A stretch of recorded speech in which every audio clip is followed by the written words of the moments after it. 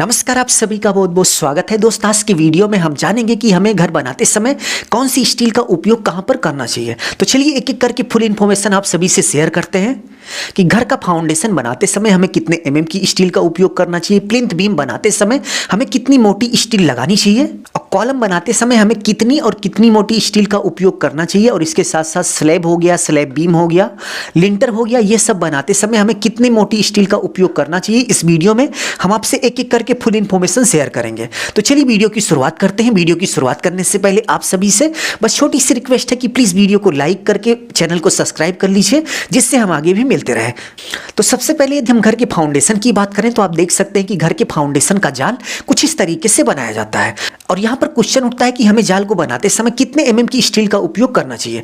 तो जाल को बनाते समय आपको हमेशा 10 एमएम की स्टील का उपयोग करना चाहिए, फिर चाहे आप 1 से 3 मंजिला बना रहे हो या फिर 4 मंजिला बना रहे हो, इससे फर्क नहीं पड़ता। घर का फाउंडेशन बनाते समय आपको फाउंडेशन में हमेशा कुछ इस तरीके से 10 एमएम की स्टील का उपयोग करना चाहिए।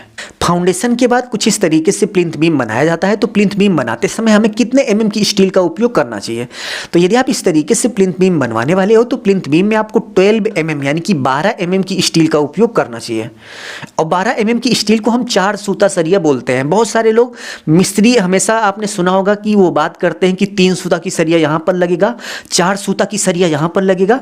तो 3 सूता का मतलब 10 एमएम होता है और 4 सूता का मतलब 12 एमएम यानी कि 12 एमएम होता है। तो प्लिंथ बीम बनाते समय आपको 4 सूता यानी कि 12 एमएम की स्टील का उपयोग करना चाहिए। यदि आप 3 फ्लोर से ज़्यादा बनवाने वाले हो तो आप इस बात को ध्यान में रखिए कि प्लिंथ बीम में आपको हमेशा 6 स्टील बार का उपयोग करना चाहिए।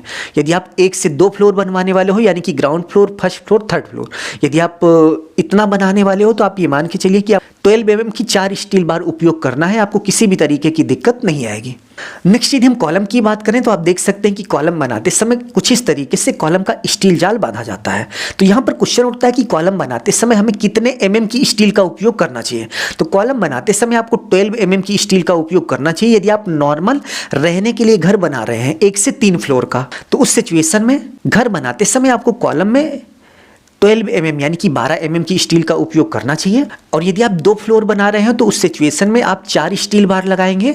और यदि आप 3 से 4 फ्लोर बनवाने वाले हो तो उस सिचुएशन में आप 6 स्टील बार का उपयोग करेंगे, यानी कि 12 एमएम की 6 स्टील बार आपको लगानी है। नेक्स्ट यदि हम स्लैब की बात करें तो आप देख सकते हैं कि स्लैब में कुछ इस तरीके से बहुत ही बड़े पैमाने पर सरिया लगाया जाता है, यानी कि पूरी की पूरी स्लैब का जितना एरिया होता है पूरे एरिया में कुछ इस तरीके से स्लैब का सरिया बांधा जाता है। तो स्लैब का सरिया बांधते समय हमेशा 10 एमएम की स्टील का उपयोग किया जाता है, जिसको हम नॉर्मल भाषा में 3 सूता सरिया बोलते हैं।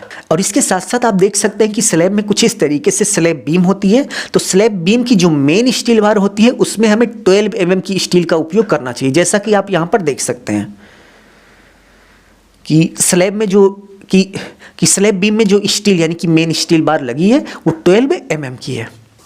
तो इस वीडियो में बस इतना ही। उम्मीद है आपको समझ में आ गया होगा कि घर के किस पार्ट को बनाते समय कितने एमएम की स्टील का उपयोग करना चाहिए। यदि कोई छूट गया या फिर कोई और काम यदि आप करा रहे हैं और वहाँ पर स्टील उपयोग होने वाली है और आपको जानना है कि भाई वहाँ पर कितने एमएम की स्टील का उपयोग करना चाहिए, तो कमेंट बॉक्स में कमेंट करिए, जवाब जरूर से दिया जाएगा। अभी के लिए बस इतना ही। अपना ख्याल रखिए और अपने मम्मी पापा का अपने से भी ज़्यादा ख्याल रखिए। इसी भाव के साथ आप सभी से विदा लेते हैं। धन्यवाद।